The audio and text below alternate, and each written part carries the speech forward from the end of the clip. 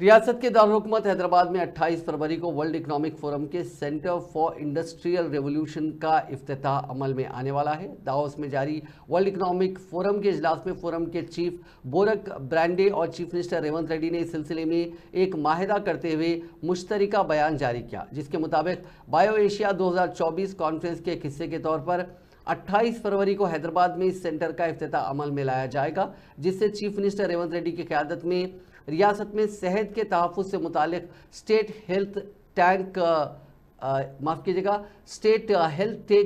Landscape technology से lace programme तैयार किया जाएगा। स्विट्जरलैंड के दावोस में जारी वर्ल्ड इकोनॉमिक फोरम की सालाना कॉन्फ्रेंस में वर्ल्ड इकोनॉमिक फोरम के सदर बोरिक ब्रांडे के नुमाइंदे वफद से चीफ मिनिस्टर रेवंत रेड्डी ने बातचीत की। बाद-अज़ां माहिदे पर दस्तखत के बाद मुश्तरका बयान जारी करते हुए कहा कि लाइफ साइंसेज के शोबे में टेक्नोलॉजी के तबादले और असरी टेक्नोलॉजी को तरक्की देने के मकसद के तहत वर्ल्ड इकोनॉमिक फोरम तेलंगाना के ताउन का फैसला किया है।